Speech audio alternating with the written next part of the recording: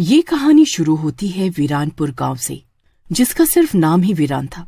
बाकी गांव में हर तरफ हरियाली और चहल पहल थी। रोज की तरह अपने घर पर बैठा चिंटू टीवी देख रहा था। मम्मी देखो ना, ये टीवी में मोमो दिखा रहे हैं, मुझे मोमो खाने हैं। पहले तूने नूडल्स देख लिया और नूडल्स खाने की जिद करने लगा।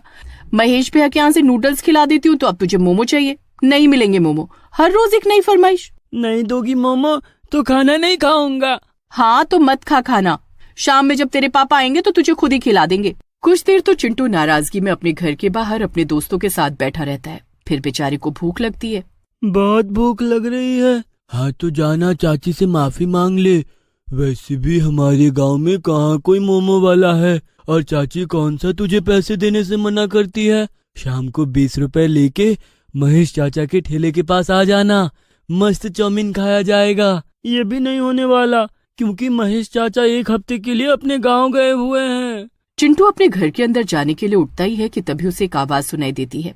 चीज मोमो वाली, सीधा दार्जिलिंग के मोमो आपके घर, आइए आइए। पारो की आवाज सुनकर सभी बच्चे अपने घर वालों से मोमो खरीदने की जिद करने लगते हैं। मम्मी जल्दी बाहर आओ, देखो मोमो वाली आंटी आई है। भगवान ने उन्हें मेरे लिए ही भेजा है। आ भी जा सीता, देखते हैं क्या चीज है। तेरे जीजा जी एक बार गए थे शहर, बता रहे थे बड़े टेस्टी होते हैं ये मोमो। सीता के साथ साथ बाकी औरतें, बच्चे और मर्द भी पारो के ठेले के पास आ जाते हैं। सिर्फ 30 रुपए में फुल प्लेट मोमोज, पूरे 12 पीस, वो भी चटनी के साथ। किसको किसको चाहिए? पहले मुझे आंटी, पहले चिंटू खाएगा। चिंटू के साथ बाकी बच्चे और बड़े भी एक एक प्लेट मोमोज ले लेते हैं। अरे वाह, ये तो बड़ी स्वादिष्ट चीज है। हाँ भाभी, पारो सभी की सेहत का ख्याल रखते हुए खाना बनाती है। चावल के आटे के मोमो है ये नहीं कि चाउमीन की तरह मैदा इस्तेमाल कर लिया। फिर तो तेरा काउंटर खाने के लिए पक्का। अब हर शाम सभी पारो के ही ठेले पर जाते हैं और मोमो का मजा लेते। एक हफ्ते बाद महेश चाउमीन वाला अपने गांव वापस लौटता है और वो देखता है कि उसके चाउमीन लगाने की जगह ठीक बगल में पारो मोमो बेच रही है। यहाँ से अपना ये ठेला लेकर कहीं और लगा ले। ये गांव महेश का है, यहाँ सभी सिर्फ महेश के चाउमीन ही खाते हैं। हाँ वो पहले की बात है भैया, अब तो सभी पारो के मोमो के दीवाने हैं। 10 मिनट रुकिए, सब पता चल जाएगा। 10 मिनट बाद जैसे ही शाम ढलती है, ग्राहक का आना शुरू हो जाता है, पर कोई भी महेश के ठेले पर नहीं जाता। अरे चिंटू बेटा, हम गांव से वापस लौट आए हैं, आओ चाउमीन खाओ। नहीं चाचा, अब हम तुम्हारा चाउमीन नहीं खाएंगे, हम तो पारो आंटी के मोमो खाते हैं। कुछ दिन इसी तरह चलता रहता है। फिर एक रात जब पारो अपना ठेला लेकर वापस अपने घर जा रही होती है, महेश उसका पीछा करने लगता है। तुम मेरा पीछा क्यों कर रहे हो महेश भैया? तू मेरी बहन नहीं है पारो, ना ही कभी बन पाएगी।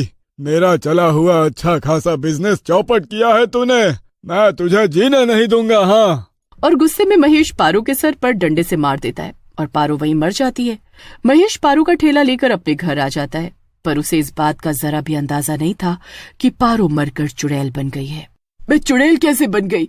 मेरा ठेला कहाँ गया? अभी तो मुझे मोमो की बहुत बड़ी दुकान भी खोलनी थी। ओह, मेरा सपना टूट गया।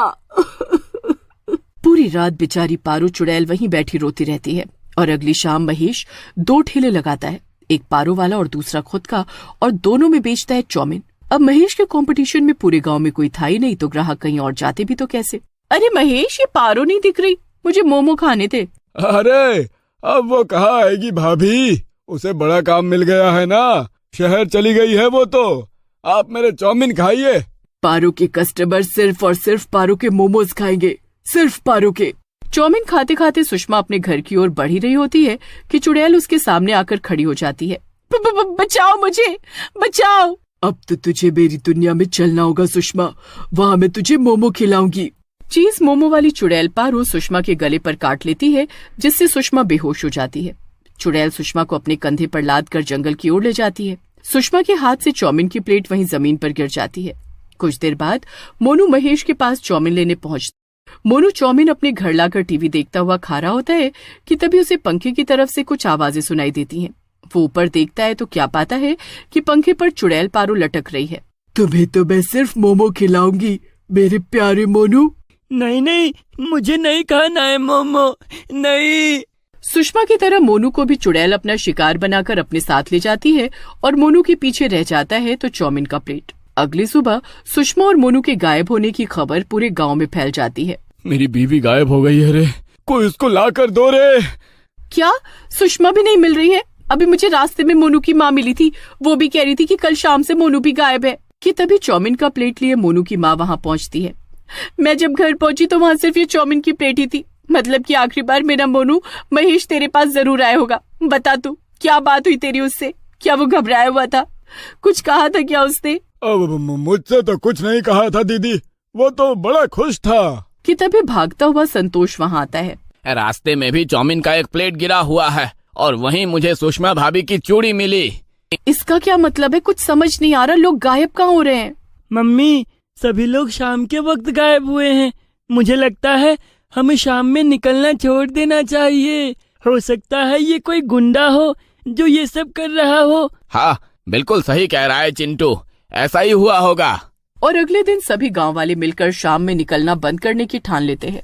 अगले दिन महेश सुबह सुबह 11 बजे चाउमीन का ठेला लेकर गांव में घूमना शुरू कर देता है।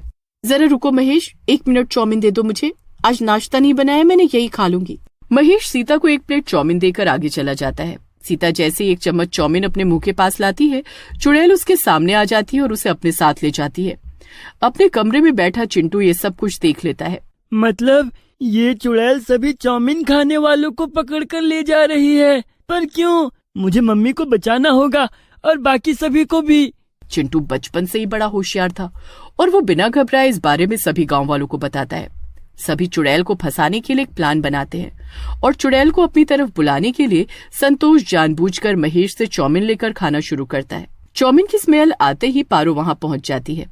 कब चाउमीन खाना छोड़ोगे रे तुम सब? इतनी जल्दी मेरे मोमो को भूल गए सभी। चुड़ैल पारो अपने साथ संतोष को भी ले जाती है। सभी गांव वाले चुड़ैल का पीछा करते हुए जंगल के बीचों बीच पहुंचते हैं। गांव से गायब हुए सभी लोग वहीं उन सलाखों में कैद थे, पर कोई दुखी नहीं दिख रहा था। सभी आराम से मोमो खा रहे थे। कौन हो तुम? छोड़ दो मेरी मम्मी को। नहीं छोड़ूंगी, मैं किसी को नहीं छोड़ूंगी। ये सभी चाउमीन पसंद करते हैं, मैं इन सबको मोमो खाना सिखा रही हूँ। पहली बार ऐसी चुड़ैल देखी है। कौन हो बहन तुम? मुझसे क्या पूछ रहे हो? पूछो महेश से, जिसने मुझे इसी जंगल में मारकर फेंक दिया था। मैं चीज मोमो वाली पारो हूँ। एक रात अपने कंपटीशन को खत्म करने इसने मेरा पत्ता साफ कर दिया, क्योंकि मेरे मन की इच्छा अधूरी रह गई थी। मैं चुड़ैल बन गई। उस दिन मैंने सोचा कि जब भी ये धोखेबाज किसी को चाउमीन खिलाएगा मैं उसे गायब कर दूंगी, ताकि सबका इल्जाम महेश पर आ जाए और तुम सब उसे गांव से निकाल दो। पर ऐसा कुछ नहीं हुआ। लोगों को मोमो खिलाने से मुझे खुशी मिलती है, इसीलिए मैं सभी को यहाँ लाने लगी। हर रात मैं यहाँ मोमो का ठेला लगाती हूँ और इन सबको मोमो खिलाती हूँ। ये बिल्कुल ठीक कह रही है गांव वालों, ये बुरी चुड़ैल नहीं है। अरे आप लोग क्या इस चुड़ैल की बातों को मान रहे हैं? अरे इसकी चोटी पकड़ कर काटिए और फेंक दीजिए इसे गांव से बाहर। ये सुनते ही पारो चुड़ैल गुस्से से आग बबूला हो जाती है और महेश की छाती पर कूद जाती है। डर से महेश सारी सच्चाई उगल देता है। छोड़ दो पारो उसे मत मारो, उसकी सजा उसे पुलिस वाले देंगे। तुम बुरी नहीं हो, हमें बताओ हम तुम्हें कैसे मुक्ति दिलाएं।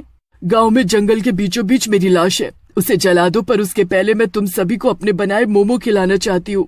और पहली बार एक चुड़ैल गांव में अपना ठेला लेकर यहाँ से वहाँ मोमो मोमो बोलती हुई घूमती है और सभी को मोमो खिलाती है। कुछ देर बाद वहाँ पुलिस आती है और महेश को अपने साथ ले जाती है। अब मुझे अच्छा लग रहा है, मेरी आत्मा मुक्त हो रही है, मैं चलती हूँ। Thank you Chintu.